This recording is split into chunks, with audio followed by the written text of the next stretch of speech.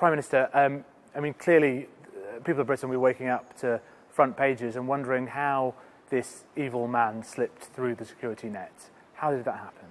Well, obviously the job that the police and the security services are doing on a day-to-day basis is working up and from all sources getting intelligence about plots being planned.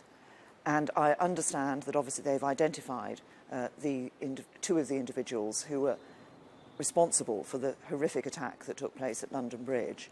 But as I understand it, they've said that they had no intelligence that an attack was being planned. What we need to do now, of course, is recognise that as the threat evolves, we need to ensure that we're adapting our response to meet that evolving threat. So that's why I will look at giving more powers to the police and the security service, longer sentences for terrorist-related offences, dealing with this issue of the internet and ensuring there's no safe space online for terrorists, and dealing with extremism online as well. I think all of these are important. Just must refer you to the Foreign Secretary's words just a few moments ago. He said people are looking at the front pages. How on earth can we have let this guy or possibly more through the net? What happened? How can he possibly be on a Channel 4 programme then committing atrocities like this? Is the Foreign Secretary right about that? Well, I absolutely recognise people's concerns. We want to stop attacks from taking place. We want to identify those who are seeking to do us harm and stop them from doing that harm. Over the last 3 months, we've had 3 horrific, terrible attacks in the United Kingdom. We've also seen the police and security services foiling 5 other potential attacks. What we need to do now is to see how the threat is evolving, and it is evolving. We're seeing terrorism breeding terrorism. We've seen that tempo of attack over the last 3 months. We need to ask how we need to adapt our response to ensure that we can prevent these in the future. There's an issue of adapting the response, but there's an issue of record. And it is the Foreign Secretary himself who said that questions need to be answered by MI5 and the police. I can't answer those questions now. Can you answer those questions? The MI5 and the police have already said, after the Manchester attack, that they would be looking and reviewing how they dealt with that.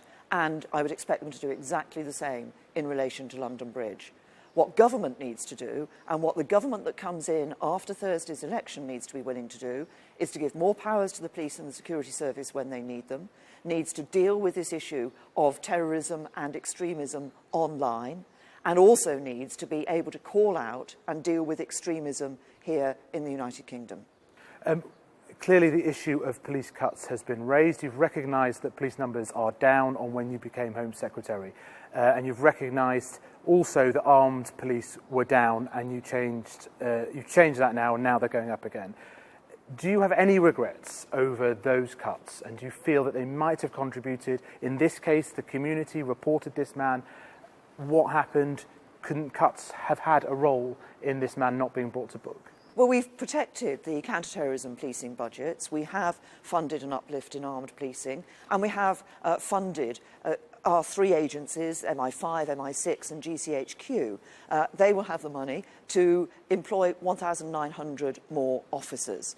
But it's also about the powers that we've given to them. I increased the powers for the Police and Security Service when I was Home Secretary. I think that was the right thing to do. We now need to look at how we need to deal with those powers, increase those powers further for our police and security services for dealing with these issues. We always have to look at the threat. As the threat evolves, we need to look at how we need to adapt our response to that threat. It's exactly what I'm committed to doing. But the voters who are going to the polls on Thursday will have to ask themselves, who do they think has the commitment, who can they trust to actually say, we need to do this. We need to deal not just with the terrorists. Of course we need to deal with the terrorists. We need to stop these attacks from taking place. But we also need to deal with extremism in our country, and we've been too tolerant of it in the past. It does seem like members of your government want to blame the police, blame MI5, blame Jeremy Corbyn, blame anything but the record of your government. The person responsible for a terrorist attack is the terrorist. What we need to do, what the police and the security services are doing, is working day in and day out, finding intelligence from all sources to ensure that they're able to identify when people are seeking to do us harm.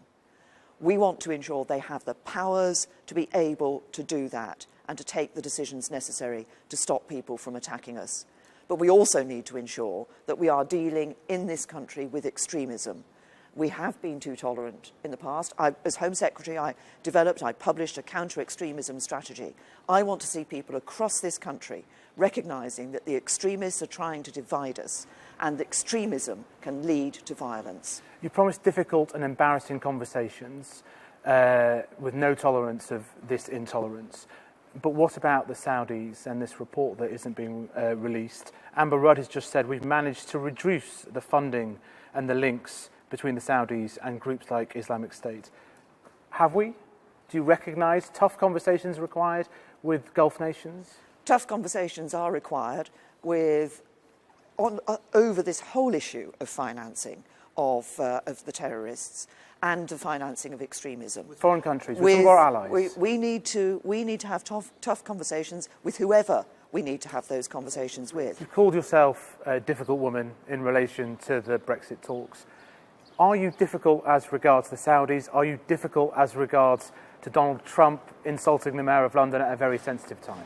I've been very clear that what Donald Trump has said about the Mayor of London is wrong. We've worked with Sadiq Khan in responding to this attack. He has been at the 2 COBRA meetings that I've chaired, the government's emergency committee, ensuring that central government and the Mayor of London and City Hall are working together to get London back up and running and people able to carry on leading their lives as usual. So I'm very clear about that.